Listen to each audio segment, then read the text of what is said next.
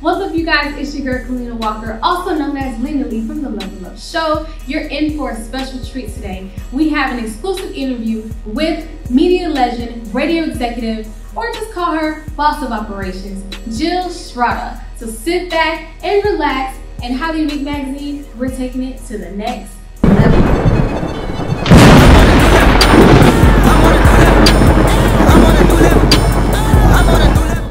Today, I have the pleasure of interviewing boss of all operations at 99 Jamz, Cox Media, Miami, Jill Strada. Hi. How are you doing? I'm good. Thank you for having me. Thank you for being here. You know, course. like, you are a boss. I have been admiring you for so long. Oh, thank you. There's so many people in South Florida you inspire. So thank you so much for being on the next level. I appreciate that. Thank you. Yeah.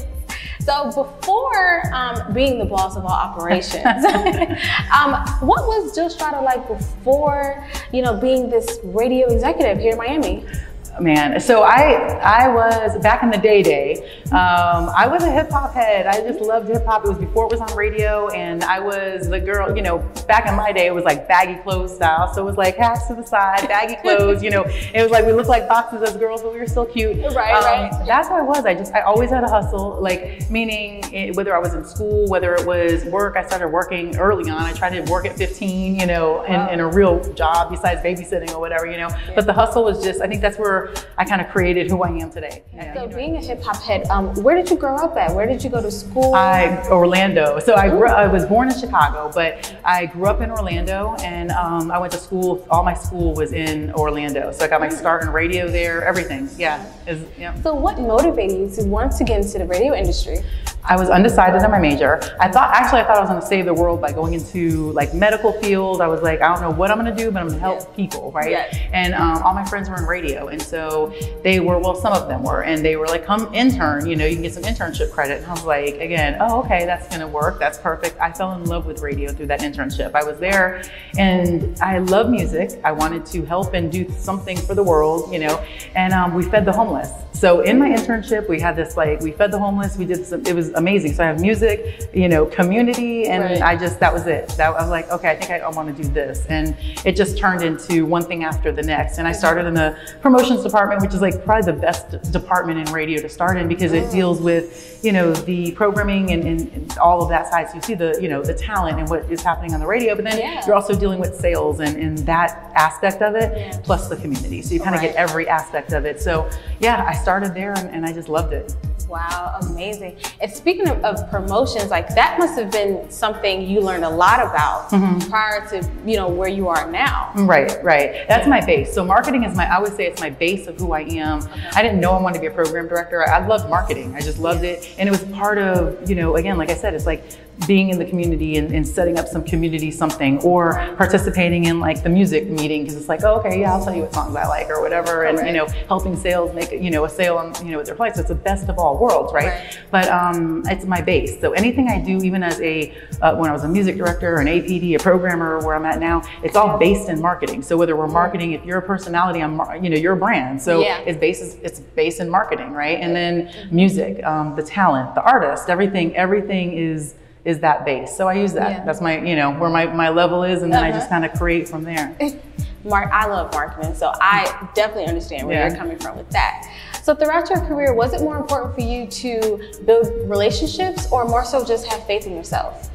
So I would say that building relationships while having faith in myself. Like, I always knew, like, one thing I would say is I learned early on, looking at who was doing the job, not that the people that were doing the job, you know, that I was not in or I strived to be in, was not talented and all that. But, you know, come on, I was looking at them like, that guy, what? I'm like, I can clearly do this, okay? So I just, like, I had that belief, and then it's all about, you know, meeting people, and just the, you know, when I started, it was a whole crew of us, meaning throughout the industry starting. So people who love records and, in the record game right now, or music producers or artists or whatever, we all came up at the same time, right? So as every generation. So we're coming up and we're growing. So now these people are leading, record label companies. They're the heads of, this, that, whatever, right? Yeah. And it's because back then when we started, it was just, it's about who, you end up meeting, knowing and all that. But I will say, if you're going to a networking event, so to speak, I learned, don't try to get the most cards in the room or the most, let me just, the contacts or whatever they're doing, you know what I'm saying? Whatever that is. Meet somebody, like have one connection. If I can leave with one connection, then I was like, that was a cool connection. And speaking of that, can you ever recall a time where, most success stories, they always say, hey, get your foot in the door, and then, from there, everything will be bread and butter. But, have you ever recalled a time where, someone had a door open for you and you kind of took that leap of faith and stepped and walked in your purpose? I think I identified 3 times in my life within radio. So the first was that internship, and just, that was my first aha, I love it. Then I was a part-timer just doing everything at that point. That's when I was on air, I was in promotions, I worked the club, I would still be in school and work 2 waitressing jobs. It was just crazy, I was doing all of it, but I loved it. Yeah. Then there was a new station coming up across the street, meaning a competitor. And I was loyal, I wanted to stay with this company, but they just didn't have the opportunities. So what I ended up doing was applying, and I applied for, I thought I was gonna get the assistant to whoever the marketing director was, and in this new gig. And I ended up being the marketing director. They loved what I did. So I was like, and I kind of faked it to make it, because I was like, okay, I really didn't go for that position, but they just gave me this position. So I got to figure this out real quick, But no, that was my second, that next pinnacle of wow, this is a major movement. And that actually was with Cox Media Group in Orlando way back then. So that was when I kind of boomeranged back this go around here. But the third was going to New York and Hot 97. So, that's a #1 market. That's a different level of hustle and, and next level gaming, right? Right. So, that was it. That took me to, another level that has, ultimately landed me back here. Wow. And I just want to go back to that real quick. As working in New York, how is the 2 markets different? Do you feel like they're both competitive here in Miami and in New York, or New York has a different grind, a different experience rather? I mean, New York is New York. So there's a hustle in that city. If I, when I go back to that city and I land, I'm like, that's the shot in the arm I needed, because Miami's a bit vibey. It's relaxed, so, but I think I brought some of that hustle down here. So it's I look for that if you could take a hustle spirit and bring it to a city that's a little relaxed, right? Then, infuse that into the talent and the people, the leadership, partners that I have and all. It's an amazing. So speaking of that, being a radio executive, do you feel like there's an obligation here in Miami for you to want to put upcoming artists on radio or actually be their voice? How do you feel about that? Yeah. I think I love to support. So in your city, it should be some type of support, whatever that means. It's obviously very difficult to put just anybody on a radio that in a market like this, or a market like New York or Orlando even. I mean,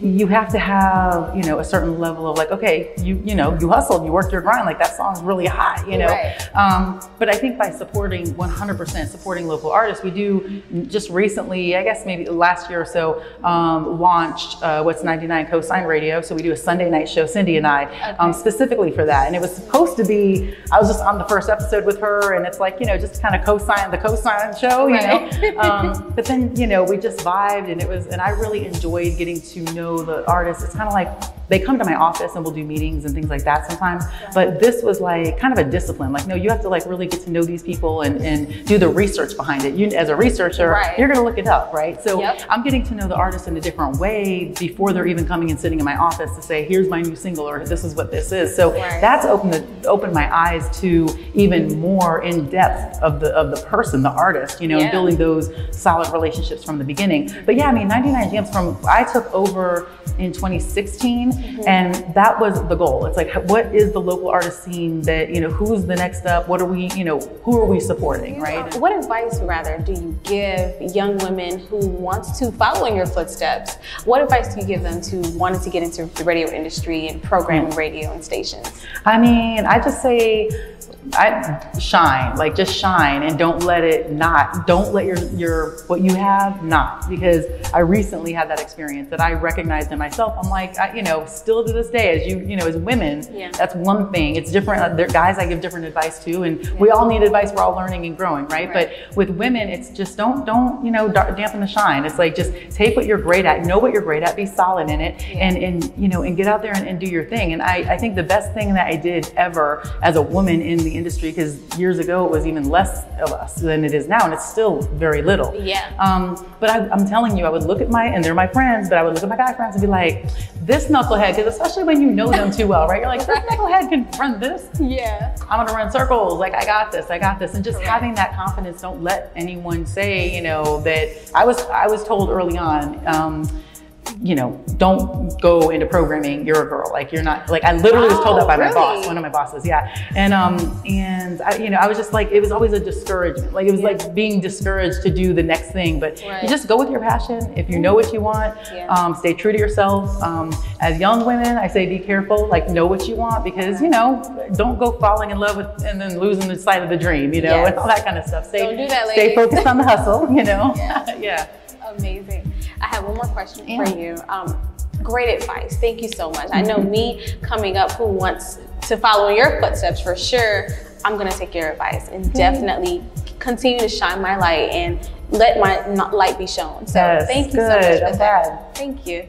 But before we go, what makes Jill Strada highly unique? Unique. So one of the things that I think I can do really well is that balance of art and science. And so a lot of people, especially in the programming side of radio, they're very, super artistic, and they, but then to have to do the business side is like, oh God, this is horrible. It's like the end of you're not great at it, right? So you're an art person. But then there's others that are super into the numbers and the research, and they don't really understand the creative side. And I can kind of bounce back and forth. So I always say, like, I still love doing the community events and being, so I can go from the street and be on a block to a boardroom and present the way I need to present, and be in front of executives and have that conversation, but be still, on 99 cosign, have those conversations, but be in the community and be in the street and still feel either which way is still me. And I think there's a uniqueness in that. Amazing, amazing. Yes. Thank you so much, Jill, for stopping by. That was the Next Level interview with Jill Strada.